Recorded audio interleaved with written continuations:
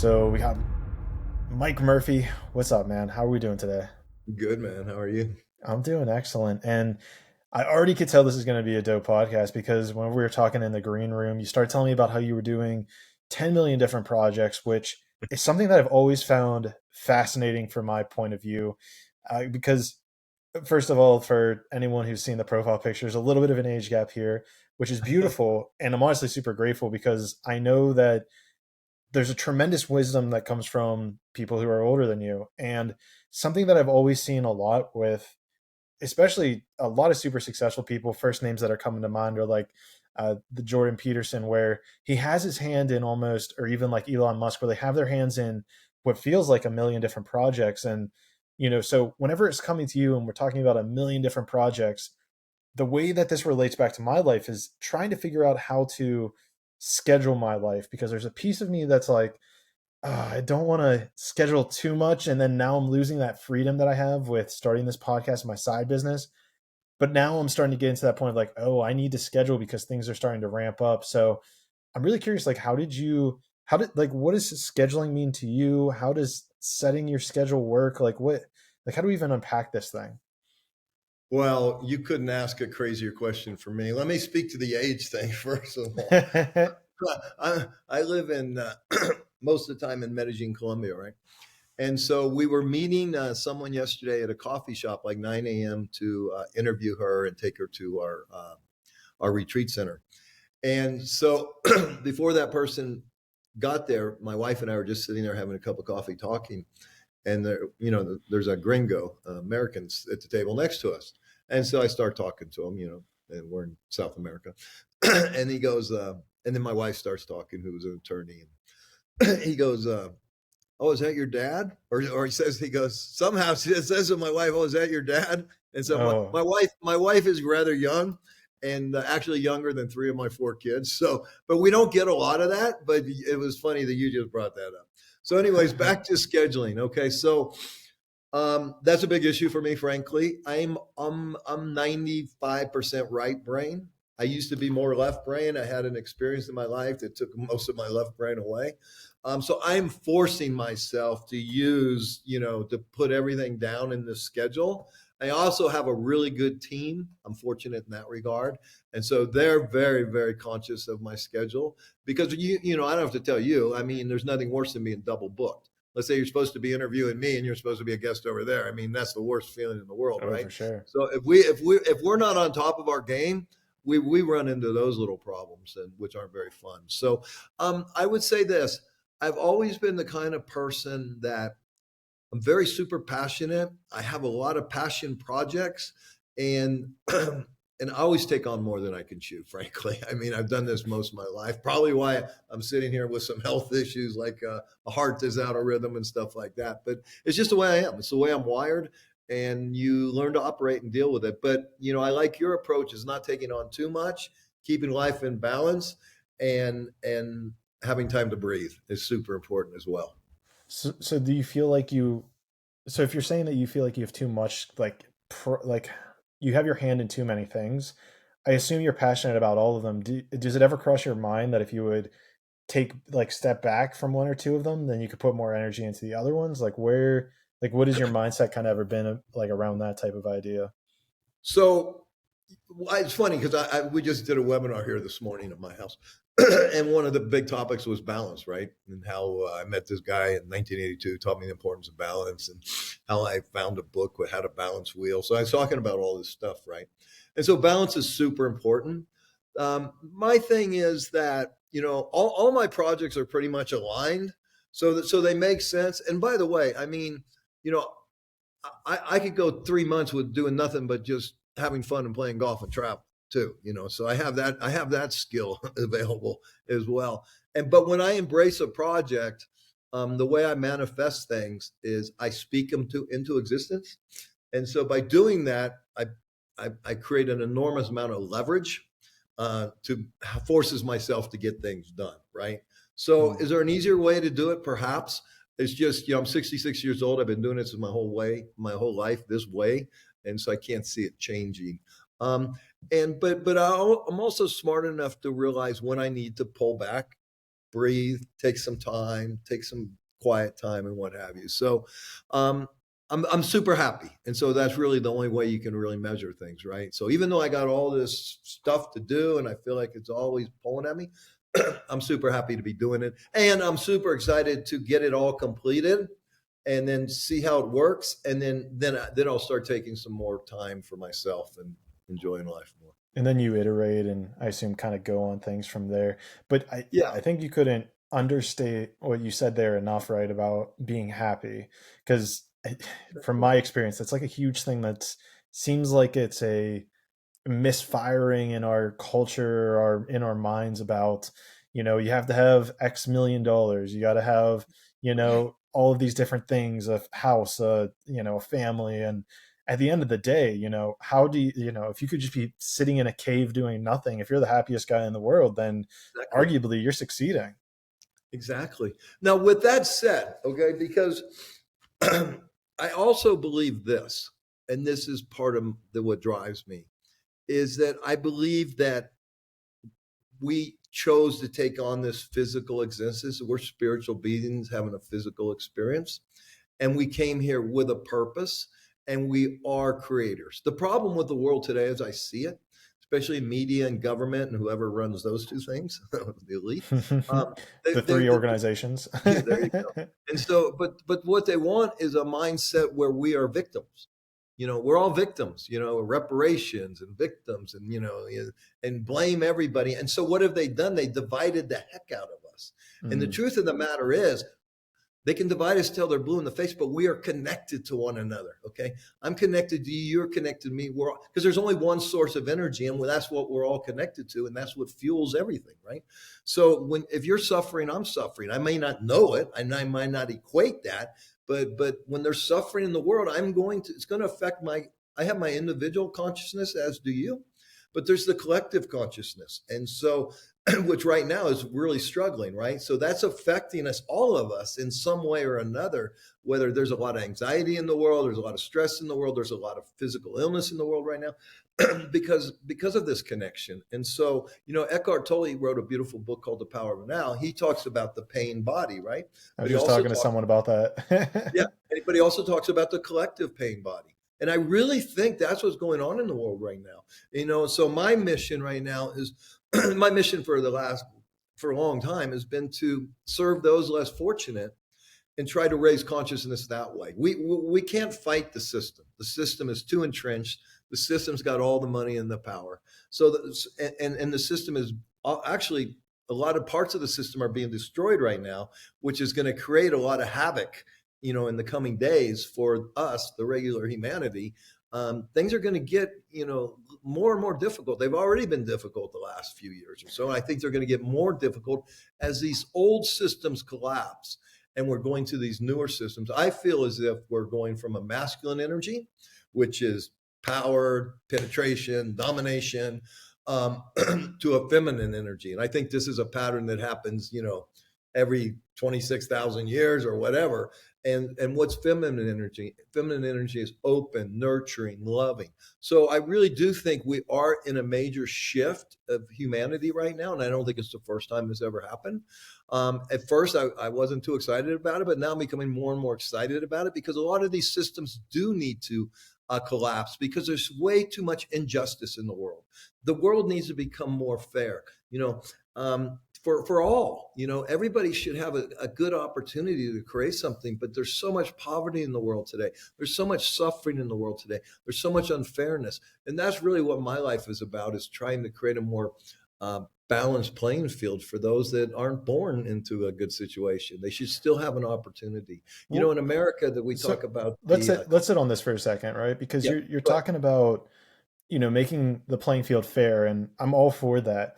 Where my mind always kind of gets tripped up is, and I'm sure you've heard about this, which is like Pareto distribution, or the 80-20 principle. And for those listening who might not know, basically the idea is that 80% or like 20% of things have 80% of those things. So like a couple examples. 20% of all solar systems have 80% of all mass in the universe, or 20% of people have 80% of wealth, or, and this is a fun one that I've seen, is that 20% of population or cities have 80% of the people. So, like, 20% of the countries have 80% of the people, or, and it's crazy. And it's a little variant. It seems like it fluctuates between like 70 and maybe 90% based on what you're looking at.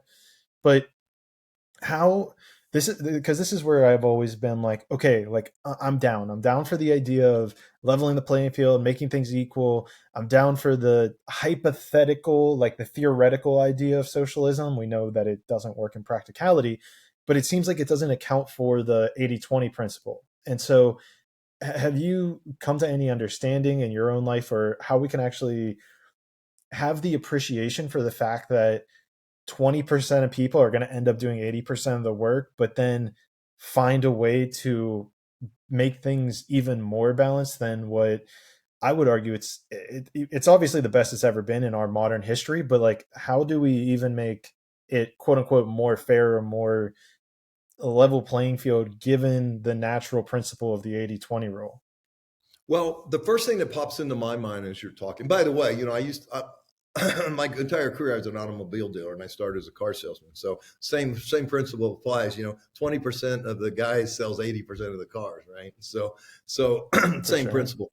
And but what I was thinking when you were talking about, I was thinking back to like a couple hundred years ago when we had the indigenous people, the American Indians, right? And I don't think you could get away with that, 20% doing 80% of the work, because we're a community, we're a very intimate community, we're a tribe, and you got to pull your weight, I got to pull my weight, and the elders. It takes a village to raise a child. Today we got no one raising our kids. Okay, Mm. I had a business in Oakland, California for 26 years, so I'm very intimate with the African American community. I'm very intimate of watching a city literally self-destruct in half of my lifetime, and I saw how it happened, and it's all because of unfairness, and it's all because I think government is to blame in that particular instance, Well, and that. can we break that down a little bit? Because Yeah, if you've go had ahead. this firsthand experience, can you break down what you like? What are some examples of unfairness or Well, reasons that government would be let to me, blame? yeah. So I'll tell you where this unfairness thing really happened for me, right? So in 2002, my 29-year-old girlfriend at the time was diagnosed with stage 3 breast cancer. And we'd only been in a relationship together for less than a year. So we eventually, we start learning about that and finding out. We felt very fortunate that we were dealing with Stanford, the head of oncology. We felt very blessed, right? We didn't know anything. She was 29, I was 43. We didn't know much. And so, long story short, she passes away in 2011 after a 9-year battle with this breast cancer. She's only 38 years old. At the same time, literally within weeks, a buddy calls me up and he says, Mike, my sister-in-law is moving from Montana to the San Francisco Bay Area because she has stage 4 breast cancer and she wants better oncologists. Can you help? Can you introduce her to, my late wife's name was Margot. Can you introduce her to Margot's oncologist? I said, sure, no problem. So her name was Amanda. I take her to Margot's oncologist. Like every doctor in the world, even though she just had tests 2 weeks ago, he wants to order new tests, right? I think they're all in this together. And so I've I go, experienced that I had myself. nothing to do. I have nothing to do because my wife had just passed. So I go with you, Amanda. So we went to like 4 different tests. She had one surgery, she had a port put in, she had another little surgery for some testing. So I had like 4 experiences where I was, instead of where I've been for 9 years, the husband or the boyfriend in this role, here I am just a friend, observer, not even really a good friend. Obviously, she's African American, I'm white.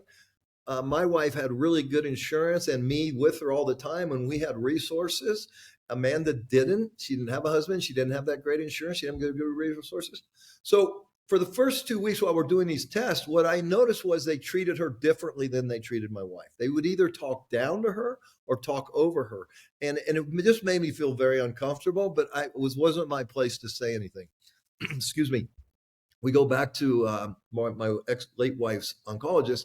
He says, Amanda, the best protocol to extend your life are these 3 chemotherapies simultaneously. Unfortunately, your insurance will only pay for one, and that's all I can give you. I got to tell you, I was blown away by that. And I never in my mind I never thought like this, right?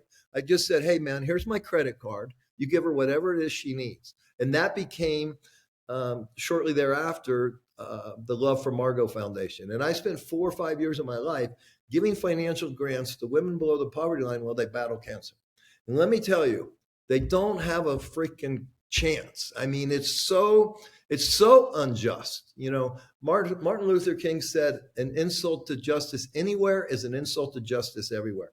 And I saw it firsthand in this medical world. And I see it today, even now. Okay. I mean, I have some health issues, but I'm able to pay. I get concierge doctor. I got my doctor's text now. I can text them. I go to these doctors. Traditional medicine is really, for poor people, it's terrible. I mean, it's really terrible. I was getting an MRI, a heart MRI the other day in Stanford, and the nurse told me, she says, I can't work here anymore. I'm leaving medicine. I can't practice medicine like this. It's all about money, is what she said. And so there's one thing. Now we know there's injustice in the criminal system, the legal system, and when it comes to crime. Well, let's stick on the medical then, because Go. I feel like I'm hearing, first of all, I mean, it's super great what you've done, and I kind of looked through the stuff that you've done with I'm losing my train of thought now, with help, first of all, just helping her at a foundational level, giving her some of your resources to help out. But like, help me out, help me understand the bigger picture here, right? Because I see exactly what you're saying with this being it sounds to me that your perception was that this was racially based. This was No, not maybe racially. No, it wasn't racially. It okay. was it was more monetarily. See, even the racial problem in America Hmm. is economic. Okay, it's not race. It's economic injustice is what's ruined the African American community, not racism. So We've you're come saying far because away she from that. has okay, this is interesting. She had no husband. She didn't. I'm comparing her to my wife. Okay, my wife was amazingly beautiful with amazing positive personality. Amanda was different, just different. That's all. And my late wife was Latina, so she was brown. Amanda was a little darker brown, not much. It wasn't race. It was one, she didn't have an advocate. My wife always had me there as an advocate. So she didn't have an advocate. She didn't have great insurance, and she didn't have additional resources that more money was required to do this or that. But it wasn't racism. It was more Okay. than that. It Well was then economic disparity. so that's interesting. But then you were saying that they were talking either down or over her, right? Like Yeah, what? what I mean by that is that, you know, first of all, you don't get a lot of time to talk to these people. They got your life in their hands, but they don't have any time to talk to you. Okay, that's one terrible thing about Oh, Western. for sure. They get paid based on how many patients When they I go see to a as doctor opposed here in to like Colombia, what they I go to a fix. doctor here in Colombia. I can talk to the doctor for 30 minutes, 40 minutes. They'll talk to me for an hour. Okay, because they really care about you. When you go to America, it's all money, money, money. They got to get you in and out. They got to turn it. They're not going to make any money. So that was really the bigger issue there, is that they wouldn't give her time to ask questions and understand her question and interpret her question and answer her back. That's what I mean by that. There was never, it was just wham, bam, thank you, man kind of thing. And when I was there with my wife, okay, you're not going to pull that with me. Okay. That's Hmm. my point. They might have tried that with my wife, but that's my point, is that she wasn't receiving the same care that we were receiving. And I don't think it had anything to do with racism. I think it had to do with personalities and money. Okay. And then it sounds like though there might have also been a component, the fact that I mean, because you were, okay, so I guess you were there to I also wasn't there in a talk on role her. I wasn't there as an advocate or husband or boyfriend or anything like that. I was just quietly sitting in the corner as an observer. Right. And so do you think that that may have had also a pivotal role in it, of where with your late wife that you were more active, more engaged with it versus in the section situation where you're a little bit more passive until like kind of the snapping point came? Do you Yes, think that had a big issue or content or change or well, whatever? it's hard for me to answer that objectively because I wasn't there every time with my wife. But I will tell you this, especially when the last 6 months when she was terminal and I was with her every second, is that for sure I played a pivotal role. But with that said, I I did an amazing, enormous amount of studying, research, and reading. Okay, The people with the economically poor people, they don't have the resources, they don't have the time, they really don't even maybe have the knowledge to do all that. So that's the other part of the ingredient, right? Is that, before we would go, say, let's say they're going to do brain surgery on my wife. I mean, I would Google the heck out of it. I would research the heck out of it. And Mm, then I would look at her afterwards and say, okay, we're having these issues. I Google that. Do I need to call the doctor? And for anybody out there that's going through a health issue, have an advocate, and keep all your records. You never know where this is going to go. And we had one time when there was a crisis, we had 48 hours to collect 8 years worth of medical records throughout four different cities all over the state of California. And so jeez. keep your records, have an advocate, and take notes, and don't let them push you around. Get your answers, and you've got to be your own advocate. This is what I would tell people. You just because they're wearing a white coat and they have a stethoscope around their neck, okay, it's still called a practice. It's a medical practice, okay, and it's not exact science. And you're the patient, you're the customer, you're the client, but they tend to push us around and say, we're just dumb idiots and we don't know anything. Well, wait a minute, this is my body, this is my life. I want to know what the heck you're doing, and I want to know why you're doing it. And 9 times out of 10, they can't tell you that. Okay. So imagine that.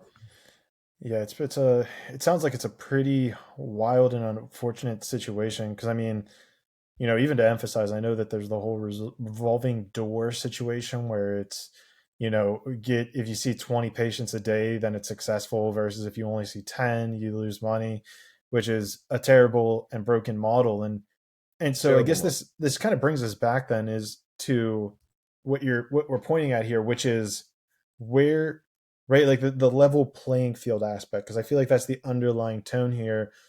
Are you pointing towards, and maybe I'm inferring here, but I'm curious, like, are you pointing towards the fact that our country, our economic model is so purely based on money that it's subsiding the individual, like it's putting money above the individual, which is then getting portrayed or precluded as people who don't have resources, which in this case was an African American lady. Is that where this like kind of disparity gap is coming in? Like help me understand this like level the playing field aspect a bit more. I'll tell you exactly what I think is happening. Now, keep in mind, I'm 66 years old, so I have more reference points than you do. I have more experience than you. Of I've course. seen things, right? And so, what I see today is that everything's a big corporation. For example, when I was growing up, the hardware store was owned by Frank. Okay. The barber shop was owned by Charlie. Okay. The grocery store was owned by Walt. There was Butcherman, Joe. Okay. Now it's all Walmart and blah, blah, blah. And see, here's the difference. Joe, Charlie, Bob, all these people, what do they have that a corporation doesn't have? They have a heart and they have a soul. Okay. These corporations don't have a heart and they don't have a soul. They have shareholders and all they care about is money. And now, when you switch that over into medicine, same thing. Every hospital is a part of a big chain. All these doctors are part of big groups, and it's all corporations now. It's not. It's not this guy is the doctor who's my neighbor. It's a big corporate thing, and you got to do all the. You got to jump through all these hoops, and then everybody's a specialist. But wait a minute, my body is, my liver is connected to my kidneys, which is connected to my skin, which is connected to my blood, which is connected to my brain, which is connected to someone's got to figure out this whole organism. Well, no, they're going to send you over there for, your kidney and over there for your heart and over there for your, and so there's no wholeness. There's no, let's treat the entire organism, the physical, the mental, the emotional, the spiritual. There's none of that when it comes to medicine. And then the economic, everything is about money now. Everything. And so that's my whole point. The only way this is going to change is if you and I change it. Okay. You got to find a way to play a role to raise the level of consciousness. I got to find a way to play a role to raise the level of consciousness from dark to light. Okay. From evil to good. This is the battle that's going on right here. So when I can help someone less fortunate than myself, I've just raised consciousness a little bit. Okay. And if we're all connected and we're not divided, okay, you got gay, straight, Christian, Muslim, it's crazy how they divide us, Republican, Democrat. But if we realize that we're connected, and when you thrive, I thrive. And when you suffer, I suffer. Then I want what's best for you. That's why the golden rule, do unto others as if you have others do unto you. So I think this is the only way right now for humanity to get through whatever's going on here and to take back our power and quit being a victim and go back to becoming creators. It's you and me. It's individuals helping one another to navigate through this.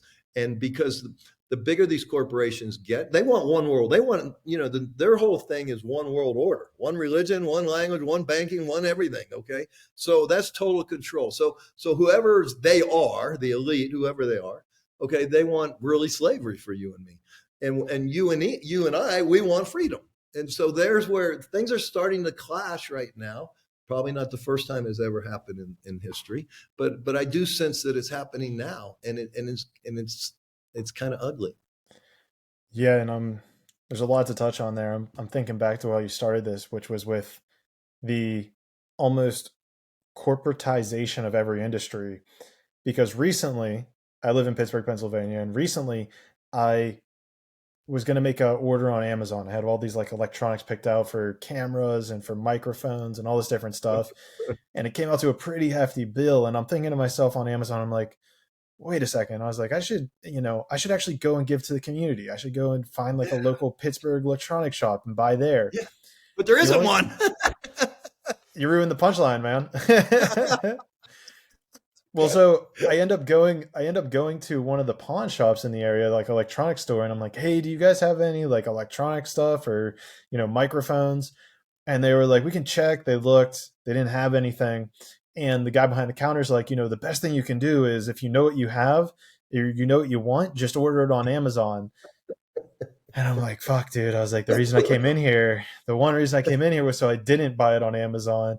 And yeah, he's like, I'm like, do you know of any other electronic stores that are like mom and pop, home owned? He's like, nah, the only thing in store is going to be like Best Buy, but their prices are like 30% higher. Your only options to go to Amazon. exactly right. I'm like, There you shit, dude, go. this is not an ideal situation to put this much power into one centralized place. And here's the catch 22 of it Just though. think when they sell it all. Just imagine that. Or Well, when the Federal Reserve goes to a digital currency, and that's the only money there is. Your only money comes from the Federal Reserve as a digital currency. They see every dime you spend, and if you say something they don't like, they just turn you off. Adios. Well, I mean, we can get into that whole sector as well with like crypto and Bitcoin. That's a fun conversation, but where it's interesting though is that there is a piece of us, or at least a piece of me, that's like super convenient. It's super easy. I can just Well, punch two absolutely, buttons and get something delivered to my house. I can sit here absolutely. and just make it super simple to send you money through my bank. Or crypto's a little bit Now, different, but so Clayton, let me ask you this: wouldn't it be a beautiful world that if Jeff Bezos and Amazon, they said, hey, listen, we know we're the elephant in the room.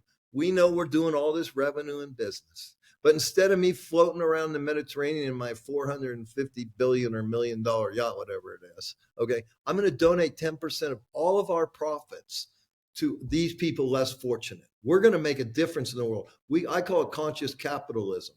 Okay, and this is what we do at our retreat center. We charge people with money and we give scholarships to people that don't have money that have a huge need, and people that we think really deserve it, and people we think that can really take it and run with it and create a better version of themselves and a better version of the world for their family and their community. So that's what I'm talking about. You and me, or a company like Amazon. Just imagine if Amazon did that. Okay, that would change everything. Okay, it would because be if huge. Amazon does it, then everybody else has to do it. But I think there's a really, I think, important point there though, which is take it and run with it. Because I think that there's also the rightfully so, and this is a right leaning position, which is if we have welfare or if we have certain monetary organizations that just hand out money, it's going to induce people to just be lazy. I mean, look at everything they did with COVID and just kept printing money, and that's Disaster. going to create a whole nother issue. But at some level, right, is how do you know the people who are actually going to run with it, who are actually going to use it to produce out of giving back or creating to the world, as opposed to saying like, okay, I'm just going to keep taking this, because if you're just handing it out, it's kind of creating a subservient in a sense. So in my mind, in my world, okay, hey, you need 2,000 a month to survive, and you don't have it, and there's no job. Okay, So you show up every day here at 9 o'clock. You do this at 4 o'clock for the community, whatever it is, okay? And then you get a paycheck. I live here in Medellin, Colombia, okay? And a couple things I'll just point out that are interesting, right? We don't have parking meters. So if I were to get my car and go downtown right now and park, there's a human being, okay? And I park, so the human being helps me park. Then they print out a little thing and they stick it to my car. And then when I come back, they look at the time on that, and then they collect. They watch my car while I'm in the store. Okay, I think it's 400 cars a night in San Francisco tonight. Every night get their windows busted and stuff Probably stolen. more than Okay, that. so I have someone watching But my yeah, car. I come back and I pay them. But think of all these people that are employed, okay, that wouldn't be employed if they had parking meters. Or I go to play golf here. There's no golf carts. There's 150 kids caddying. Okay. When mm, I was a kid, I grew up caddying. So we have to start thinking, but everybody's thinking as a corporation. How can we make more money? How can we maximize every bit of profit? How can we become lazier and make more? That we have to change our mindset. Somewhere we got so far off the rails, from these communities and these tribes and this it takes a community, to create a beautiful world, and the way we're structured right now, they just take more and more taxes. They waste way more and more. And listen, the homelessness in America is out of control. The debt in America is out of control. We got to change something. The definition of insanity is keep doing the same thing, expecting different results. We keep doing the same thing, we keep getting the same results, but nobody's doing anything about it. So that's why I'm saying now it's up to you and me. We can't count on governments. We can't count on these corporations. So for people that care, we have to find a way. So what I'm doing is, we give scholarships to people to come to our retreat center. That's our little way. That's all I got. That's all I can do. But I'm doing something. right. And again, I'm all on board with that, right? And I think that the underlying, like, first of all, just however this conversation goes from here, I'm 100% on board that something needs to change whenever we're looking at the overall structure of society. Whenever I kind of see these things occurring, it always interests me with, kind of this, let me see here. There's always like this underlying catch 22, because even in your situation, right, you need to make money in order to be able to give that Exactly. out to Exactly. people in these disenfranchised areas, or people who need to have scholarships to kind of grow. I think the Exactly right.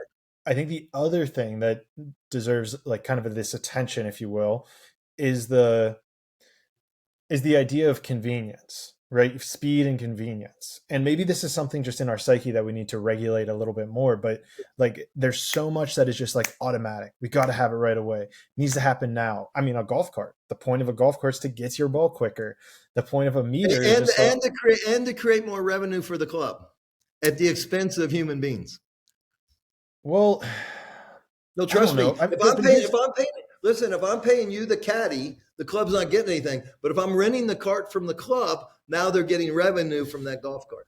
so I'm not going to say that the answer is 100% no to that, right? I guess there's probably an element of that, but I'm bringing this almost back to the individual as well, where me personally, like if I personally want the convenience of not walking, be a little bit lazier, get to my ball faster, that is a cost, and then even cheaper, right? It's cheaper than paying someone to carry your club. So, you're making this cheap, more expensive, less expensive, a cheaper but more efficient way of doing something.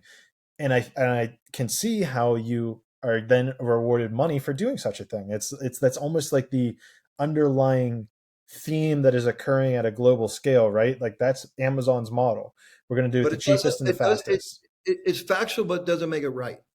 And so that's the problem. We sell our soul for the cheapest money, the fastest money, but there's a price to pay. There's cause and effect in everything, right? And so one of the effects of all that is there's less jobs available, and more people unemployed, and more people homeless, and more people Well, suffering. but then so what But do you do? Do you start telling people that they can't have things as fast, and then they have to be more patient and they have to wait, and that they're not well, able to, they have to pay more for things? like I said earlier, what in a perfect world, you don't do anything. In Amazon, Jeff Bezos says, "Hey, you know what? I see all the suffering in the world. Amazon, our board of directors, we just voted today Starting tomorrow, we take 10% of our quarterly earnings, which is billions of dollars, and we're going to give it to this community over here, or we're going to do this project over here, or we're going to clean up all the homelessness over here. That's what has to happen. You can't force this on people. It has to come from a spirit of love, a spirit of contribution, a spirit of realizing that all humanity's connected, and that if you're suffering, I'm suffering. But corporations don't think like that. Corporations don't have a heart. Corporations don't have a soul. So therein lies part of the problem. Hmm. I'm looking up right now because I keep bringing up Jeff Bezos and Amazon. So I do want to look up how much Amazon donates. I'm only finding how much Jeff Bezos. So they have a Um, program, Amazon Smile, and so they do take they do donate money. It's but they take a percentage of what I spend on Amazon Smile. I designate who I want to give it to, and they do it. I don't know. It's not a great deal of money. I can tell you that much. let's see here. GeekWire.com says Amazon hits $100 million dollars in donations. This was in 2018. Yep. Amazon hits 100 million in donations to more than 1 million charities in 5 years through Amazon Smile. Yep. Amazon has now donated more than $100 million dollars since 2013. Oh, okay. Yep. So for 5 years. Oh, so it took them 5 years to donate $100 million. Dollars. And he just bought a $450 million yacht to land Uh, his helicopter because his new yacht doesn't have a helicopter pad. I Come mean, on, this is Amazon. this is the kind of excess that just makes me want to climb up a tree. Amazon announced the donation milestone Monday, back in 2018, December or October 29th, 2018. So whatever that was before then, and said some items like its in-house Alexa power devices, it will donate 5% of the price, 10 times the usual rate of 0.5% through the end of the week. The program lets customers choose from more than a million charities to starting their shopping. Smile.amazon.com, which is kind of interesting, right? Because even their Alexa Yeah. powered device, which is Their is product, kind their of product. used to do the same exact thing we're talking about, which makes things more easy for you to order from Amazon, and on top of that is likely a data collection tool at the same For time. sure. For sure. Yeah, I mean, it definitely, by those numbers, right? It definitely seems like there could be more donating going on, but would but here's the question though, right? Is like how But much Clayton, like let me add. I'm also not just talking about money. Okay, let's say down the street from me, there's an old man who has no family and no one ever visits him. And so I'm going to say, hey, how about if we come and play checkers once 1 hour a week or 1 hour a month? Or how about we come and play cards? Or how come can I just come hang out with you? That kind of giving. These are the kind of things that will raise consciousness, the energy. Tesla said you want to understand the universe, you have to understand energy, vibration, frequency. These are the kind of things. It's not all about money. There's a million ways to donate my time, my energy, my knowledge, my life, right? So I think it's an attitude that we need to address here, an attitude of selfishness, an attitude of greed, an attitude of not giving a shit about my neighbor. When I was a kid and we move into a new neighbor, a new house, a dozen neighbors show up with cookies and cakes. Okay, today people live in an apartment building and there's six people on their floor and they hide from one another. This is the kind of mm, stuff I'm talking about, is that we have to be more heart-based, more soul-based, more connected that way. That's the energy I'm talking about. Of course, money plays a big role in this. There's no doubt about it. But there's more to it than money. It's an attitude, I think. It's an attitude of, let's say, hey, let's stop some of this unnecessary suffering that I see out there. I think that's also a probably a very important point, because the way that I was even approaching this, and maybe generally we were approaching this conversation at the beginning of this, was looking at it in terms of money, right? Like how should we run a business? How should money be done? But I think you're stepping on something that's extremely important and probably more important, which is how do we make ourselves a better person Yes. and help people who are maybe in some way, shape, or form just slightly below us in the consciousness spectrum. And just Yes. by doing that, money will naturally find a way, or organizations will naturally find a way so that it becomes this more what deems to be quoted as more equitable, more level playing field. Right. Exactly. Like that'll just be a natural byproduct where it's like, Because that's the way the universe works. I always say you can't outgive God. you know, and let's say you're in a jam, okay, and I give you $100, okay, because you're going to starve, okay. I'm going to get blessed. Now, I might get blessed with a new relationship. I might get blessed with a new idea. I might get blessed for a million different ways, right? And or I might go play checker with that old man, and then I might get blessed monetarily. There is no, but the one thing is for certain. I know for certain it's called the law of reciprocity, and there's rules in the unseen world, just like there's rules here, like gravity. If I drop something, it's going to fall to the ground. If I give in the unseen world with a pure heart, okay, out of the goodness of my heart to support someone less fortunate than myself, I am going to be blessed. And it's not one to one, it's 5x, 10x, 50x. That's the kind of thing that, but you got to do it with a pure heart. So you have to have that heart. And what I see is people today, this is a big part of what I talk about. We have to move. Everybody has to take a journey. And most people take it in that last breath of their life. And that's moving from the head, which is the insane asylum, and into the heart. See, I can lie to you with my brain. I can cheat you. I can manipulate. I can get brainwashed myself. I can believe shit that's not true. I can have stuff up here I've never questioned. It's ridiculous. But when I'm here, I can't cheat you from here. I can't lie to you from here.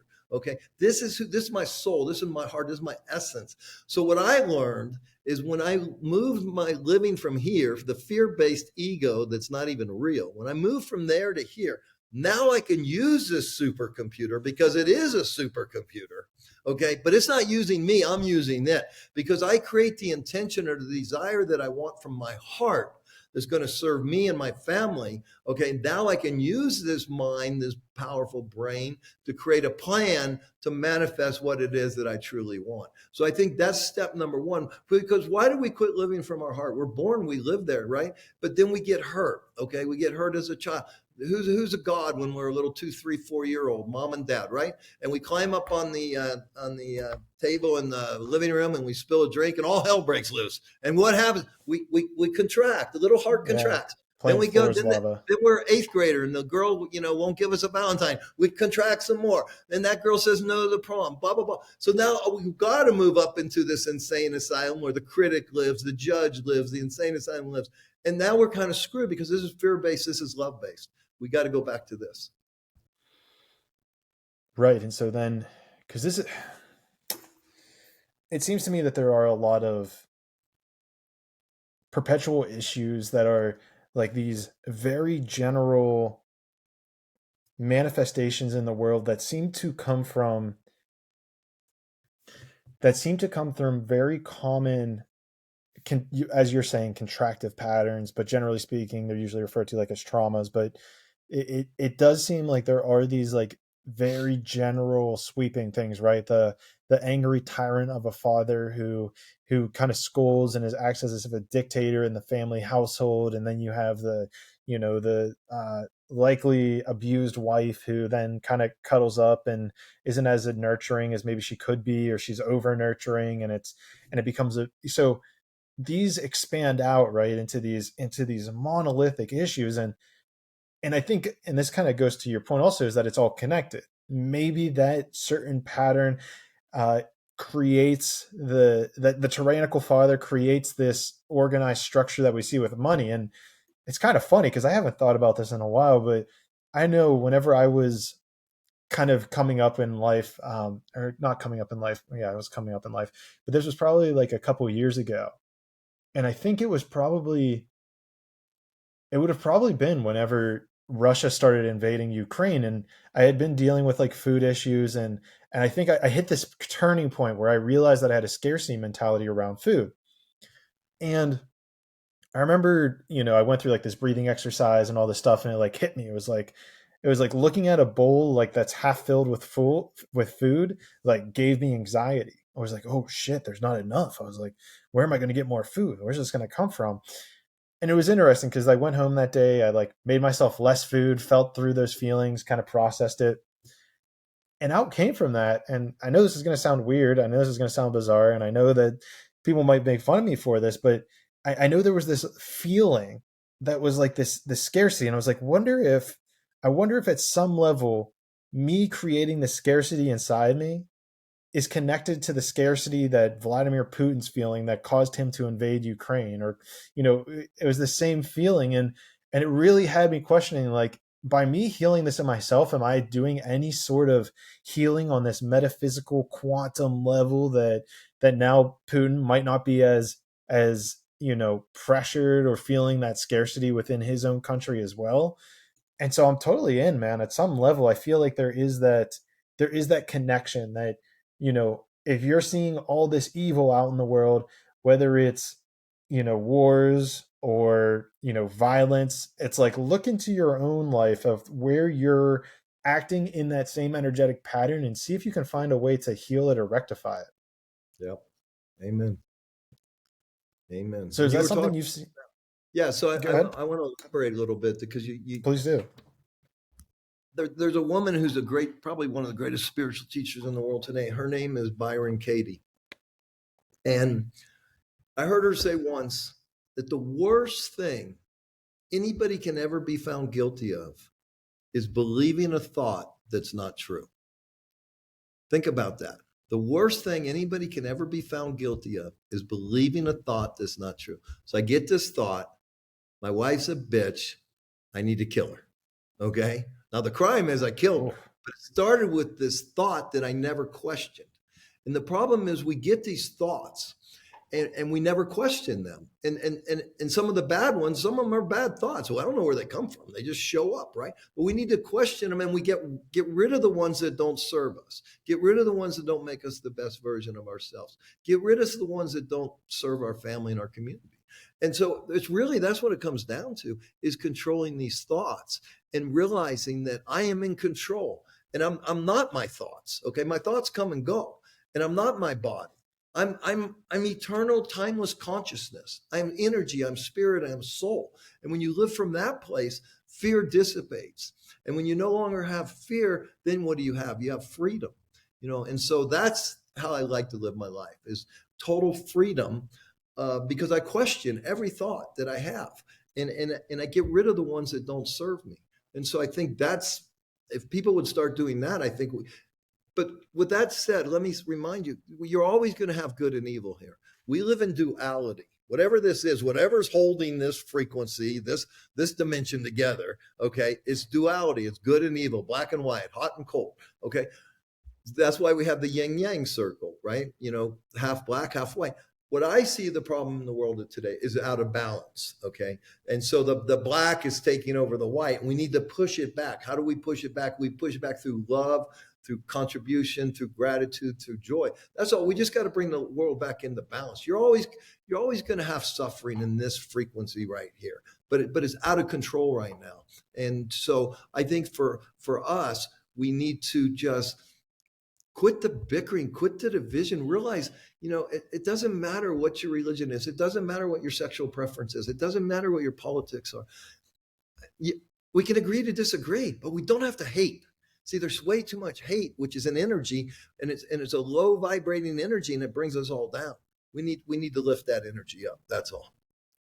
So using your yin yang symbol, is there a time, in your time on earth that you can think of that it was like, what's the status maybe throughout your life of that yin yang symbol? Like, was there a Yeah. time whenever it was more, let's say, harmonious? Has it like drastically became darker in the last several years? Is it always been kind of symbol, like, has it always been kind of balanced and then only recently? Because it's something that I feel like, maybe technology has something to do with it, Well, or technology for sure is speeding everything up. And then the 24/7 news cycle is making us conscious and aware. I mean, I was thinking about this the other day. Okay. Well, this is my lifetime. Okay. 20-year-old kid with a girlfriend that lives, you write a letter. Okay. You have to write a letter, and then you have to be anxious for 3 or 4 days, or 5 or 6 or 7. Is she going to write back? Okay. But guess what? We were more conscious. We were more present. We were more aware. And so you asked me a question, right? And so immediately what pops in my mind, dude, I was born white in 1957 in America.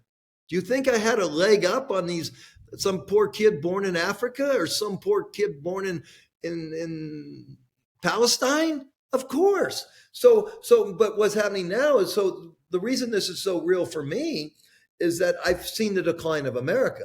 Well, when America is declining, I've also seen here in Medellin, Colombia, the arising of something good, right? Where this country used to be just subjected to terror every single day, is now having more and more freedom. Here we have a rising middle class, which we had in the 60s in America when I was growing up. We had a rising middle class, and we had one news show a night, Walter Cronkite, I mean, and life was simple. And we get up at 7 a.m. in the summer and we wouldn't come home until the street lights came on 9 p.m. Right. And no, mom and dad weren't worried about some pedophile nabbing us. I mean, so yes, so things are evolving and very quickly, but in some places getting better. And I think it's always been this way. Think back, imagine being, alive in 1943, 44, World War II, Holocaust and all that, Pearl Harbor. So listen, you're always going to have this stuff. It's more noticeable to me now because it's happening to my country. It's happening to me on my front door, right? But it's always been going on.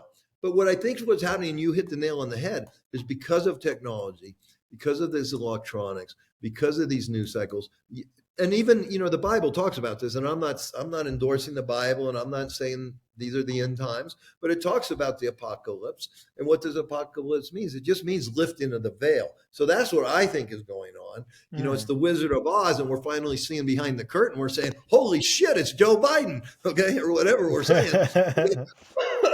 Excuse me. But that's what I think is happening, and you hit the nail right on the head. Things are coming at us so fast. I mean, and it's overwhelming. And I'm really trying to get off this electronic stuff. I got a 20-acre farm here. I'm trying to spend more time there in nature. I'm trying to get this stuff out of my bedroom. I mean, because it's affecting my health now, and I think it's affecting everybody's health. Oh, for sure. I mean, I know personally, like I have to start setting timers on like Yeah. Instagram and even just being a part of the content creation model. Like even this, I want to get to a point where I can just do interviews in person. It's like Hey, even just having pretty to sit soon. here. Hey, pretty soon it's going to be Chat GTP. You're going to be Chat GTP over there. I'm over here, and it's Chat GTP, and we're going to be at the beach. Well, I think that's a really important. I'm actually super fascinated about this idea of lifting the veil from the Bible, though, because I've only heard the apocalypse as like doom and gloom, but I do think that this is Right. a. Do you know by chance like what it would be 2 Corinthians? Because that's what I found about lifting the veil. It could be, but it could be in Revelations as well. But it could be in. I'm not sure exactly where it is, and I think apocalypse is mentioned more than once, right? So you have to Google the definition of apocalypse Okay, in those times, right? Revelations. Right, because I mean, we always see, it's the end of times, but it's like Oh, it's a lifting of this. the veil. Truth is being revealed. Well, the Yeah, question is like what ends of times? It's like you're saying, like the end of. exactly. Is it the end of the corporate structure of America? End of times, because that's like kind of a cool Well, apocalypse to be a part that, of, you know? that I would bet on that one as a go.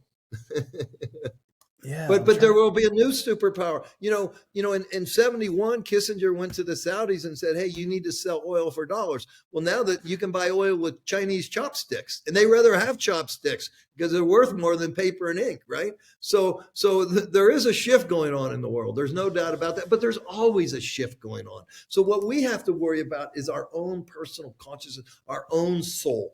And so that's why I say we got to move out of here and into here and be with one another and be present, be aware, be conscious. This is what we all need. People are suffering, but they're suffering because they're lonely, suffering because they're afraid, suffering because they don't know, suffering because they're confused. And I get it. Okay. I Well, totally get it. I think a big suffering that's occurring is ignorance. I've seen it broken down Oh, into dude. three types of suffering. It's physical, mental, and then ignorance. And it seems to me Yes. that there's especially as we're talking about like technology, it seems Yeah. that there's this huge ignorance occurring in regards to how we should actually use this machine, use this, development. And I think that once we hit the point of AI, if we aren't raised our consciousness just enough, things might get a little weird for the worst. And Yeah. so I definitely, because my background, I'm not sure how much research you do on me, but I my thought I heard background, engineer. I listened to I listened to show 000. I thought I said you were an engineer. I know yeah, you were software jujitsu. engineer. I know you were headed to Brazil, but what, was it engineering? Software engineer, yeah. Yeah, yeah. Okay, cool. So you did so, but like with my background, I'm like very fascinated about these parallels that are occurring between like how rapidly technology is just taking off, and then you also have consciousness, which seems to be doing. And now I don't know if it's because I'm surrounding myself with people who are spiritual or conscious or whatnot, but It's it seems growing to though. It's me growing. It's growing. It's growing. I feel it. I feel. I'm in this world. I'm in that business, right? okay. And believe me, it is spreading because what people are finally waking up and asking questions. Okay, it's got so insane that you even the people that didn't want to critically think before are going, whoa, wait a minute. Okay, wait a minute. Okay, what did you just say? You know, This guy can't read off a teleprompter and he's yeah. president. Every time I Like, give a little talk, I started talking. I started this. I said, "Hey, listen, if anybody wants to go insane in 30 days, I have a recipe for you. Okay, all you got to do is this: every night for 30 days, you watch Rachel Maddow, and then immediately after that, you watch Sean Hannity. And I promise you, in 30 days, you will be nuts. Okay, one news story, two completely different narratives. Okay, and which neither one are true. all right. It's like the same side of each coin, and then neither one is There you actually go. There you exacerbating go. the actual truth. It's dude, it's so crazy how we found ourselves. And again, this goes back to like our inability of using technology. And you see these people on TV, whether it's Rachel Maddow, Sean Hannity, whether it's I don't know, take your pick of anybody, even if it's just a movie, right? This has all occurred in the last 50 years, maybe max, maybe minimum, but like you're literally seeing somebody like me and you. We're across the world right now, but you're technically like my brain is telling me that you're in my house right now. Yeah. Like my brain is saying, okay, Mike is We're literally connected. right in front of you. We're connected more than through energy. We're connected eyeball to eyeball, person to person. So yeah, we're Yeah. definitely. It's no longer just like the etheric energies. It's like now the physical senses are picking you up. And Yeah. so when you take that to the next level, it's like who you're putting on your television, who you're putting in your ears. So first of all, thank you to the listeners for And putting us Clayton, in your think about ears. that. Okay, think about that. So here's how they sucked us in. Okay, because I grew up with television, right? I was born in '57, so it was just it was black and white. Okay, and it turned off at midnight, and we had rabbit ears. Okay, so imagine that. But what was the programming?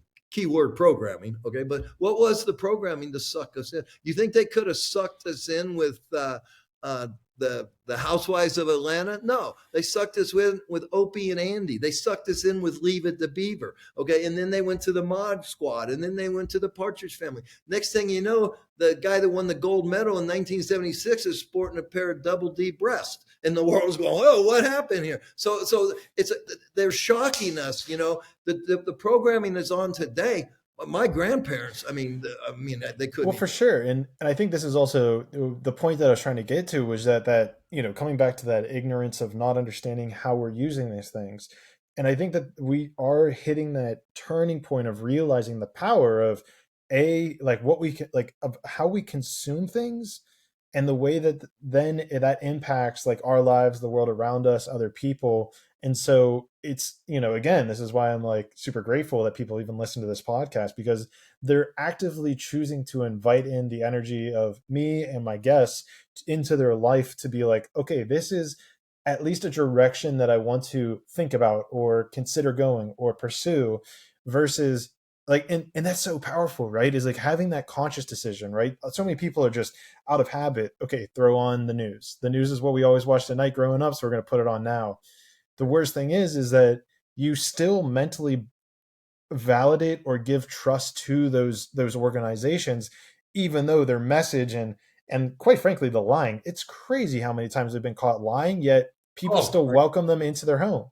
If you had a friend who lied to you as much as like the mainstream organizations lie to you, you would not have them in your house anymore. You'd be like, dude, we can't be friends anymore. And yet people just turn it on religiously. we could solve this whole problem if everybody in America tomorrow canceled their cable subscription or their direct TV. These people would be it'd be over. It'd be over. Yeah, it would certainly make a dent, but again, I think this probably comes back to comfortability, right? And convenience and having certain And things. And habit so, and habit and programming. Yeah. well, right. And so maybe there's like, because I know you've done a bunch of work in this field. So, like, what are some top tools maybe that you might have which would help people kind of push out of that comfortability, right? Of maybe either whether it's meditating, like comfortability, getting out of your comfortability patterns of breaking those generational cycles that have created these habitual patterns that we've been talking about. So, like what can we do? What is something that the individual can actually do about it? Well, you just brought up a big word called meditating, right? So that if everybody would start doing some meditation, we could really make some inroads in this as well. But I think the most important thing is we got to get people to care. That's step number one. What do people care about today? What I see, they care about their sports teams. They care about their side hustle and making some money, or they care about their drugs or their alcohol. But we got to get people to care about one another. We got to get people to care about their family. I see so much suffering just in families, right? So we got to get people to care. Once we do that, now we got to get people to say, "Hey, what's my purpose here? What am I here to create? Why am I here?" Once we get to that stage, then there's a million ways to help people manifest what they truly want. But I think the hardest thing in the first step is to get them to wake up again. We're born awake. We fall asleep. Now get awake again and say, okay, what is my role here? Why did I come here at this particular time and space? And what am I here to create? And if we can get people thinking like that, or people that are stuck and say that's where it's tough. I'll tell you what happens is we all start out, we all want to be heroes when we're kids. Okay. Let's talk about doctors, because my heart really goes out to doctors. So doctors are beautiful people with a big heart that want to help people, right? And so now they go, okay, I'm going to become a doctor. That feels good. Okay. And then they go to college, then they go 4 or 5 years med school, then they do their internship, and then they get married and they have a kid or two. Then they're out of all that and they start a practice. Now they got $500,000 in student loan debt. They've been practicing for a couple of years and they go, oh, you know what? This shit doesn't really work. Now what do they do? Okay. They Yeah. realize, hey, I'm not really a doctor. I'm just writing prescriptions all day long. I don't feel like I'm helping people. I'm starting to question, am I helping or hurting? But now I'm trapped. What do? I got a mortgage. I got kids. I got all this debt. And so that's what I see. The problem is we gotta start educating children early about what's really going on, and we got to fix all these broken systems that are all generated by more money, more money, more money. And we got to go back to being humans and humanity, where we look out for one another. And so the system is super broke right now, especially with governments. I was just watching this thing when Ronald Reagan was on Johnny Carson, in 1980 or 79 or whenever it was. Okay. He's saying, hey, the problem is government's too big. Well, if government was too big in 1980, okay, It think didn't get where it is. smaller. 40, I mean, come on, we're $32 trillion in debt. Medicare and Social Security is 173 trillion underfunded. Okay, dude. I mean, this is not going to end well. Four banks have shut down in the last year. There's probably going to be another 40 by the end of the year. So these are the things that when I look out around and why do I care? Okay, I'm 66. Why do I care? There's three quotes that I try to live my life by. I think I already mentioned Martin Luther King's "Justice and Injustice." The other one is Dietrich Bonhoeffer. He was a minister in World War II. He could have left Germany. He could have gotten out. He stayed because he said, "A righteous man lives for the next generation." And then I forget the guy's name. They give credit to someone else, but he basically said this: evil exists because good men do nothing. So my point is, we got to wake up and start paying attention. I have 4 kids, 7 grandkids. That's why I do what I do. If it was just me and my wife, I mean, hey, listen, you guys have fun solving your problem. But, and let me tell you the other thing. I think life and death is a big circle. And today, you and me are alive. If we walk through the forest today, half the forest is alive and half is dead. If we walk through the same forest 100 years from now, the other half is now alive and the other half is now dead. And I think that's true for us. And I really believe in reincarnation, but I also believe that if you and me play this game right, this game called Earth today, 2023, if we play this game right, we can raise to a higher frequency so that when we do have a rebirth, perhaps we can go to a higher dimension, a higher frequency. Perhaps we don't have animal bodies. We live in an animal body. We urinate, we fornicate, we defecate, but we're soul and we're spirit, right? So perhaps in the next, if we play this right, we have a light body. We're no longer in an animal body. And perhaps we have to communicate with our voice. Perhaps in the next dimension, we communicate telepathically. So if I can read your mind, you can read my mind. You can't screw me, I can't screw you. We have to live in harmony. That's my hope. So if we can't do this here, maybe we can. I don't know. Maybe consciousness is rising to a level that we can go into this mode. Who knows? I don't know. I'm open to anything. I question everything. I realize I don't know anything, and I'm excited about infinite possibilities. That's where I'm at. Yeah, I'm all. We could definitely dive into the whole reincarnation thing because I think we're probably on board with that as well. But I do want to kind of shift this back to the question because, I guess we maybe briefly talked about it, but like like the question being what are things people can do? Because I think once you start getting into this, this mindset, these conversations that we're having of, all these things being wrong with the system, Yeah, terrible yeah, people are out there where people aren't doing good things, people are bad, people are evil. yeah, It can very quickly bring you down and lower your consciousness and your yes, frequency. And yeah. the media is very good at doing that. There's a fine So line. what, so what are, again, let's come back to this. What are maybe like certain things that people can do in order for So, them to raise that frequency? so I didn't come here to advertise any of my products or books, but I'm going to take a moment and do that because this book here called The Creation Frequency, it teaches people to write a powerful intention as if it already exists because there's no difference between imagination and reality. Whatever I can imagine in my mind and feel in my body, I could bring. There's nothing in your physical life that didn't start as a thought and a desire first. So once we learn that process, the manifestation process, and I teach people how to write a powerful intention of what they truly want from their heart, not what they thought their parents wanted, not what they think their wife wants, okay, not what the TV says they should want. No, when you close your eyes and you go, and it's interesting, we have these eyes that are always looking out, but I believe that the creator, the source is within. I believe my power is within. I know to access my subconscious mind, where the superpower is, I need to go within. So when I close my eyes and I go within, and I say, okay, what do I really want? What will feed my soul? What will serve me? What will keep me up late at night? What will get me jumping out of bed in the morning? Okay, now let's let's figure that out. Let's write an intention as if it already exists. So let's say I want to have a podcast show that has 1 million viewers that's all about spirituality and health and wellness. Okay. I have this podcast show. I love how 1 million of people tune in every week to listen to me. I love how I'm able to find these amazing guests. And I love how these conversations are touching so many hearts and souls.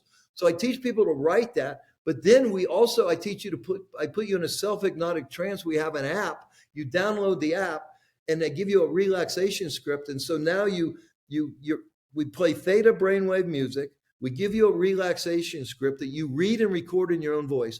Then now you're able to go from the gateway of the conscious mind into the subconscious mind. Okay.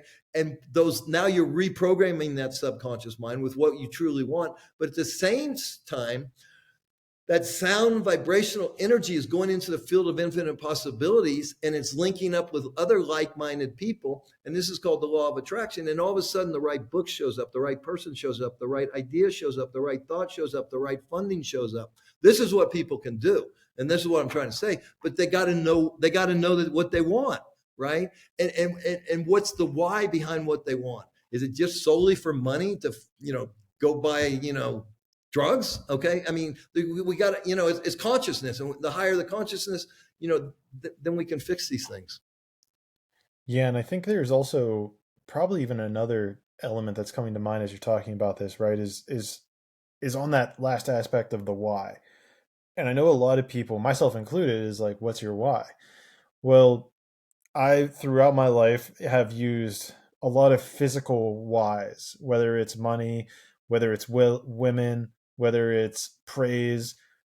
And it's interesting because I've learned very quickly, and I think it probably takes some people a lifetime to learn, probably multiple lifetimes, to learn how there will never be enough money to satisfy that why. There will never be enough women, or not enough hot women, or not enough, desires, physical world desires, big enough house to fill those whys. And I think that's whenever you kind of get to like maybe the second or third level, whenever you hit manifestation.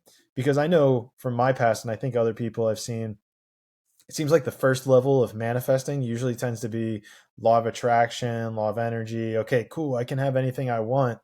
But then once you realize you can have anything you want, you start to realize, like, am I just going to set this to more people listening to my podcast, more revenue stream? Like, is that really what this is for? Like, okay, cool, I could very easily figure out how to make $1 billion company, but do I really want to spend that energy on that? And for all case and purposes, I know that it's not easy to make $1 billion company. There's a tremendous amount of work that goes into it. And but if the act of making $1 billion company just for the money is your main primary source, first of all, it's likely not going to happen, because to create something so big and beautiful like that, like, I'm sitting on an Apple Mac right here, like Apple, like I'm listening to the Steve Jobs book right now, and if his only goal was to make $1 billion company, it would not have worked. It just, there was That, no money way didn't it would fuel that. happen. Money didn't fuel that guy. He was a Right. creator. That's what fueled him. That's Well, my and whole that's point. beautiful thing that comes back to all of this. You're right. Yes.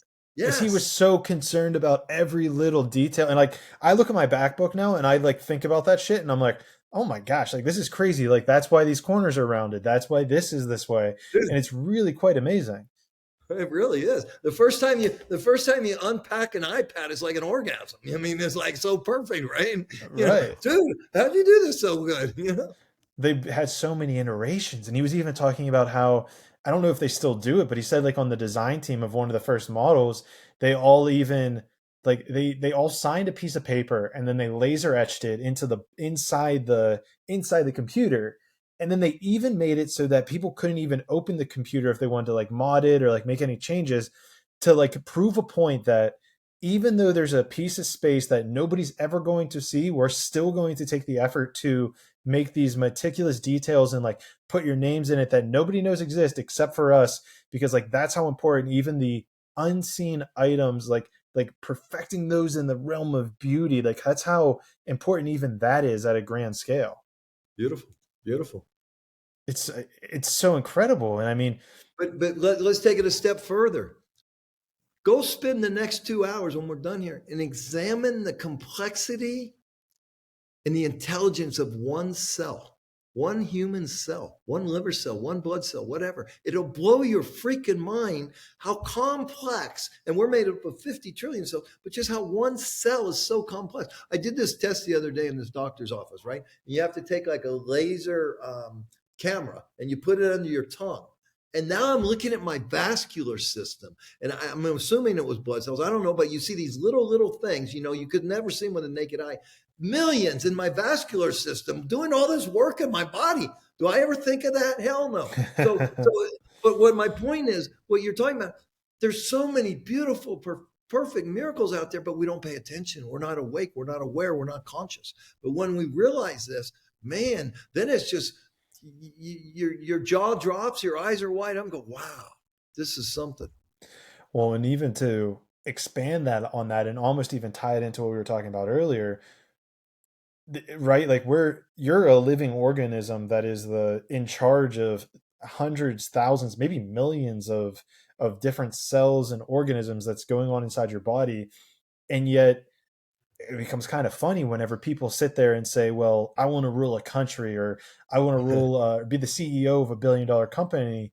And it's like, well, can you even organize your own cells? Like, how much control do you even have over your own cells? Are you able to create that structure? Can you regulate your own emotions? Are you able to be in charge of this or of that?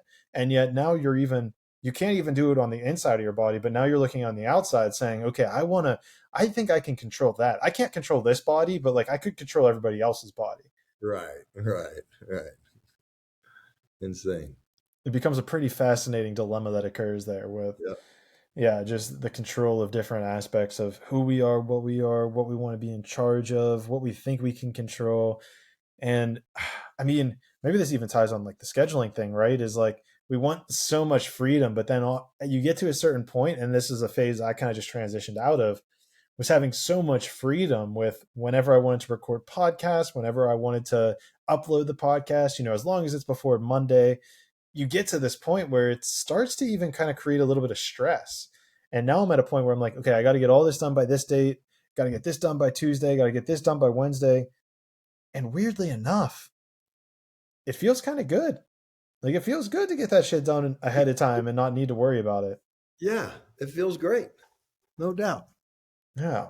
It's a wild concept that's kind of conundrum that's occurring there. Yeah. It's cool. So how did you find your way to all this spiritual and esoteric kind of stuff? Were you Oh boy. born like what was your maybe Oh boy. religious or spiritual upbringing like? Oh boy. So I grew up Irish Catholic, Okay. and my father was an alcoholic, and my mother was a saint. And but they were in love with one another, and they had 5 kids. So they pretty much ignored the kids and did their thing. But was interesting though. My father worked for Procter and Gamble, so he would be gone a week, home a week. And when he was gone, I was the oldest of 5. I was my mother's favorite. So I was the man of the house. We had a normal existence. We ate dinner at 6 p.m. Everything was perfect. My mom loved me. I was funny. And I was the oldest. So everything was great. Then my dad would come home on Friday night. My mom would go pick him up at the airport. Then they'd go out to dinner and they'd get drunk. And then they come home hungover, and then they go out and party again on Saturday, and then they get drunk, and then they're hungover on Sunday, and they either go to a football game or go to someone's house. So, and then my dad would be home that week, and so instead of having dinner at 6, and I'm the guy man of the house, now we're having dinner at 9. They've had 4 martinis, 5 martinis each. Now we're eating dinner at 9. I'm shaving meat out of the oven to give to the little kids. And so I lived in this bipolar existence like you can't believe. So I was a freshman in high school one day, and I just realized this is all bullshit. Whatever's going on here, I don't know what's going on, but I need to go. So I literally got on a bus in downtown Cincinnati. I got off 100 miles south in Lexington, Kentucky, with $5 in my pocket, and I started hitchhiking. Whoa. And so that was the first time I ran away. So I became a habitual runaway, a habitual juvenile delinquent. Um, Left home, in and out of home. I was running away all the time. I was arrested all the time. No one cared. Okay. So I really have the equivalent of an eighth grade education. And I got married at 21, literally right at 21, had a baby born on my birthday when I was 23. And 2 months into that, I'm living with her parents, her siblings. She's the oldest of 6. I don't have a job. I have a drinking problem. I have a drug problem. I have a self-esteem problem. I have an education problem. And I go in the mirror. It's a Sunday afternoon. I go, man, you are a loser, dude. But it really didn't bother me. But I go, but everybody in this house knows you're a loser. That bothered me. That humiliated me. So I Mm. literally grabbed my clothes. I didn't even own my own car. Put it in one of their old junker cars and took off and went and partied for a week. Then I called my wife up and I said, okay, I'm ready to come home. No, not like my parents. She said, no, you're not coming home. So I ended up getting divorced. I actually ended up that night to church on the steps of the church, the Catholic church where we'd been married a couple of years before. And I said, okay, God, I don't believe in you, but if you really do exist and you're all powerful, then you can manifest into a human body. You can come down here, you can sit on these stairs, and I can talk to you and touch you. And then I can believe in you, and then I can change my life. So God came down. But by the grace of God, the next day I ended up in a 12-step program. And I still was so emotionally. I mean, I started drinking at 14. Wait, hold I on. didn't What have a real quick, clue. wait, walk me back here. You were sitting on the steps and A what happened? Catholic church. I'm sitting on steps. Catholic church. I've been drinking for a week, but I'm not drunk. The alcohol's not working. I call my wife. I say I'm ready to come home. She says no, thank you. So now I got no place to go that night. No money. No nothing. And so I went to the church steps of the church of the Catholics. I went to the Catholic church where we got married. The doors were locked. And so I sat at the steps and I said, okay, God, if you truly exist, okay, and you're all powerful, you can manifest into a human and sit here. I can talk to you, believe in you, and then I can change your life. And the next day, by the grace of God, I ended up in a 12-step meeting. And for the first time, I felt a little bit of hope. But nevertheless, I still couldn't get my shit together. And fast forward a couple of years later, a buddy of mine says, hey, man, dude, in the 12-step program, he says, I've never met anybody as screwed up as you, but I do know somebody that might be able to help you. And he introduced me to this guy, and this man taught me this process of law of attraction, where there's no difference between imagination and reality. He taught me about balance. He taught me to write these intentions as though if they already exist. At this time, I've been divorced now for over 2 years. The woman hates my guts. He says, Mike, you come here 1 hour a week for 7 weeks, and I promise you'll get everything you want in your life. And this guy didn't have a nice house. He didn't have a nice car. He didn't have nice clothes. He didn't have nice furniture. But I was so desperate. And he goes, by the way, it's $50 an hour. Okay. And I didn't have 50 cents, right? Long story short, I write him a bad check. We start this process. I find a way to feed. He says, the first day, he goes, what do you want most in your life? Like, I want my wife and my daughter back. They hate my wife hates me. So we write an intention as if it's already exists. Lisa and I are so happily married. Our daughter, Michelle, thrives in this marriage, right? And while I'm writing, I feel weird, but all of a sudden I feel a little hope, right? And so after 6 weeks, I have 6 intentions because of balance, right? So I had get my wife back, own my own business, make $10,000 a month, own my own home, run a marathon. And he said, you have to have a contribution goal. And I said, okay, well, my dad had a troubled childhood. I had a troubled childhood. We're going to create a home for youth. Okay, so those are my 6 things. Week 7, that's when he brought out the boom box, 1982, put in theta brainwave music, hand me a microphone attached to a tape recorder with a blank cassette in it, handed me a relaxation script. He said, now read this relaxation script, read your 6 intentions, and boom, 7 weeks later, I'm $350 poorer, and I got a cassette tape, and he says, listen to it every morning and every night, and this will happen. Okay? Within 4 months, I own my own business. Now I'm 24 years old. I got no credit. I got no business history. I get the owner of the Oakland Raiders to sign a lease for a restaurant in one of his malls. I put it, and a thought comes, put an ad in the newspaper, raise the money. I write a 2 or 3 page business plan. I go out, I raise the money, I create this business. All of a sudden, I realize that I am a powerful creator. Okay. Now I'm still a messed up, screwed up guy with no education and no very bright future. But now I'm going, well, wait a minute, there's something here. Now I start reading books. Now I start going to workshops. Now I start going to seminars. Now I start mastering this shit. Then I become a car salesman. Then I become a car dealer. Now I become a commercial real estate, and now I'm making a lot of money, right? I mean, I'm giving you 30 years of history there in a short version of time. Two years after this, the woman that hated my guts calls me up and says, hey, I need a date for my company Christmas party. Will you take me? Boom, we get remarried. We get remarried, have 3 more kids. So this is why I know this process works. So along those lines, let me tell you about my spiritual life. Irish Catholic, didn't believe, get into 12 steps, become a spiritual guy. That leads to becoming a born again Christian. I realize there's a lot of hypocrisy in that. That leads me to Buddhism. I've studied everything there is to study, okay? At the end of the day, okay, it's up to us. Jesus ain't coming back. I don't think he ever left. We know he left us the Holy Spirit, but there is no savior. Okay. That's my message for me. There is no savior. You have to be your own savior. You have to be your own advocate. You are a powerful creator. And now let's go. So that's what happened to me.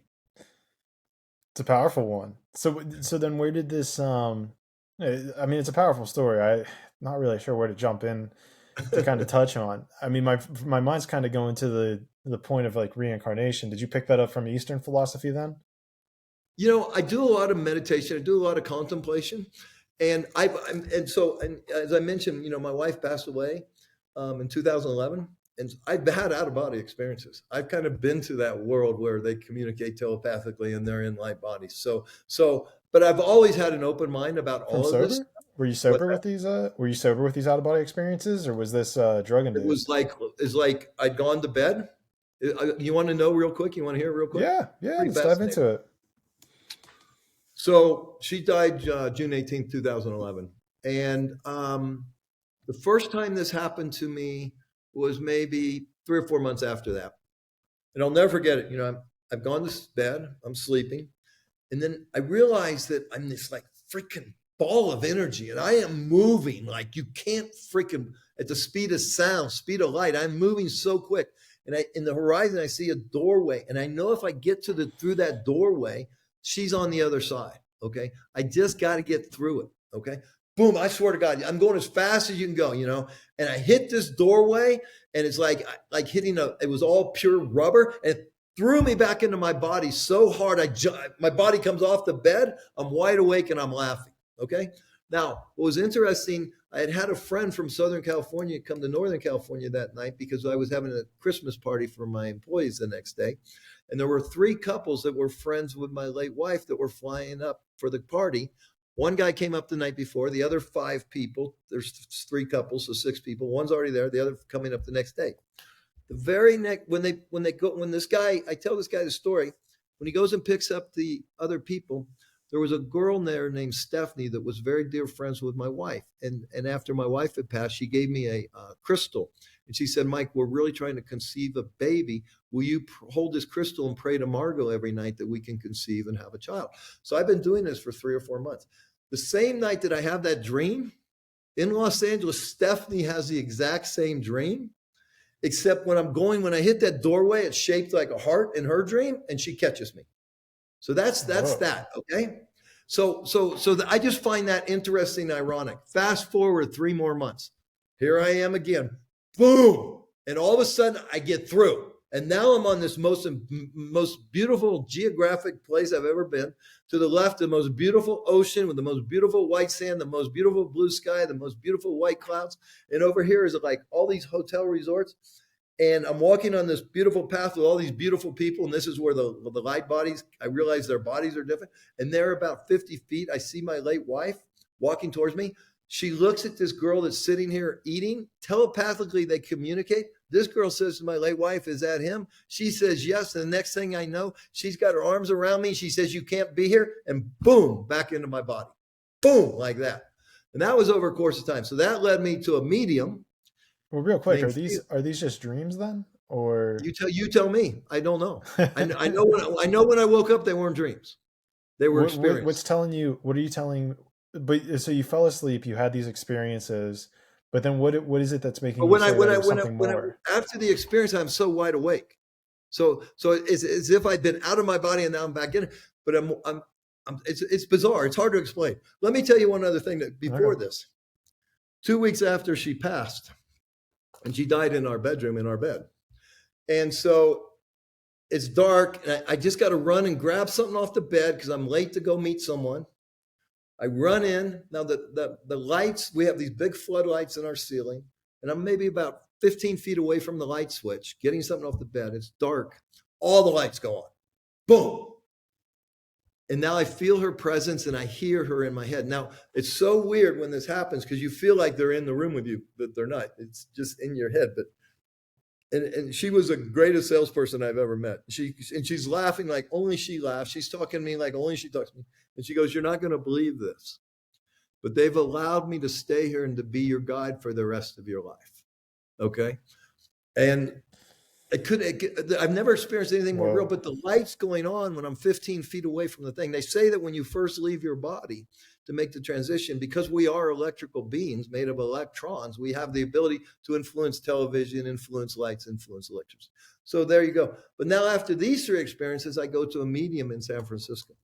Now, nobody in the world knows this, okay? But since she's gone, when I drive my car, I put my elbow on the center console and I act as if I'm holding her hand. Nobody knows this, okay? And this guy's name was Felix. He goes, okay, Mike, Margot's here. And she wants you to know she loves it when you hold her hand in the car. Now, not one person, no one can know this unless a guy, and I'm not thinking about it, so he can't be reading my mind. So, and now there's about 20 other things that come up in this reading that only I know and only she knows. Fast forward 3 months ago, another dear friend of hers is in Sedona, Arizona, and texts me and says, Mike, I got to talk to you. I just did a reading. Margot came through, and she wants you to know she loves how you look at her now when you hold her hand, because ever since this guy told me she's there, now I'm looking, okay? She wants you to know she loves it when you look at her, when you're holding her hand driving the car. And this is a different psychic medium. Completely different. Sedona, Arizona, San Francisco, California, 2 different people. So the point of all this, Wow. and I'm not making this shit up, and I'm not some crazy guy high on pot, okay? There's so much more going on here, ladies and gentlemen, than we could ever even imagine. So this is I want to tap into that. I've been doing a lot of Dr. Joe Dispenza meditations. I've been going to his things. I'm going to another one this Thursday, actually. And dude, when you realize that it's all energy, vibration, and frequency, and that the illusion, we're made of atoms. Atoms are 99% space. This solidity is the illusion. Okay. I really believe it's intention that's holding this together. It's intentions that's holding these gazillion trillion atoms together to create this body that houses this soul of some guy named that the world calls Mike Murphy. We don't have a clue who this person is, right? So I just find all this fascinating. So then what do you think that, like, what's going on whenever it comes to like psychic mediums? Are they able to just like calm their own mind and their own Yeah, body to tap into like this other frequency? Like what's yeah. going on? It's kind of like dogs. Think about dogs, right? They can hear things you and I can't hear, and I think there's humans like this. I think there's humans can see. We know that there's humans. We all have a light body or etheric body, and there's Mhm. humans that can see these auras and see the colors that go with them. So we know that exists. I just think they're gifted people. I honestly believe that when we're born, we all have this. Okay, and depending on the environment that we're born into, okay, if our parents think we're nuts because we talk to our little secret friend that they can't see, okay, whatever it is. But I really, as a child, I had some of these gifts, and as a child, I knew certain things. And that's why for me to leave school in the eighth grade, I mean, I knew it was all bullshit, right? I just knew. I had this knowing. And so there's certain things that I don't have the gift to be able to communicate with someone that's passed to the other side. But I totally believe that there's right here. And right here, the Bible calls this ether. Nikola Tesla called it plasma. The Chinese call it chi. The Indians call it prana. But right here, it's all energy. It's energy vibrating at a certain frequency. And where you're in Pittsburgh right now, Yeah. and I'm in Medellin, Colombia. I can send you a text message. You're going to get unless what's it traveling on? Okay. And I really believe before all this bullshit, whatever happened, we used to do this telepathically. Okay. And why is there pyramids on every freaking continent in the world, right? What was going on back then? So there's so many things that we don't understand. But Tesla really taught us a lot. And then they wouldn't allow him to teach us anymore. He really wanted to give us a lot, and they wouldn't allow us to give us anymore. Well, So his problem was not being able to monetize it and turn it into money. That's what no, I that kind of wasn't think. his problem. He didn't want to monetize it. He wanted to give it away. Well, They wanted that's to my monetize well, that's my point is that he lost it. funding for it because he couldn't monetize giving people electricity for free. The Yeah. difference was he had a heart to serve, and they had a heart for money. The world just I guess wasn't ready for it yet, or I don't know, he just he needed to find a way to get more money coming in or Yeah. something. But yeah, Well, they stole his stuff. They stole it. He should be the inventor of electricity. He was way far ahead of Edison. yeah, I mean They just there's But he had probably a a pure lot of heart. his He was there's a pure. lot of his inventions that I'm sure are being used today that people Oh we yeah, have no idea absolutely, about. Yeah. absolutely. Yeah, man, it's pretty crazy all this shit that yeah, goes But on in but but those but but respects. but, so I used to say like words like crazy, but now it's just interesting. Now it's just fascinating. Now it's just like it's really like confusing. Why is it like that? That's what I spend my time thinking. Okay, what is really going on? Why? And why am I here? And what can I do about it? That's really how because I went through a stage, man, where I mean, I used before this podcast, I used to have another podcast that got censored like crazy, right? Because I was angry. I was pissed. I mean, Mm, you know, after my wife died in 2011, and I was her primary caretaker, so I had all this time on my hands, right? And I started really reading and really researching and really looking at the truth. And I go, oh my God, they killed Kennedy. They killed both Kennedys. They killed Martin Luther King. What about 9/11? What about this? What about Building 7? I go, holy shit, you guys, we got to create a revolution. And I turned around, there was no one behind me. And said, yeah. okay, well, I think I'll find another country to live Well, I think there's probably something to it, right? Is, first of all, there's a lot to unpack in regards to all of those.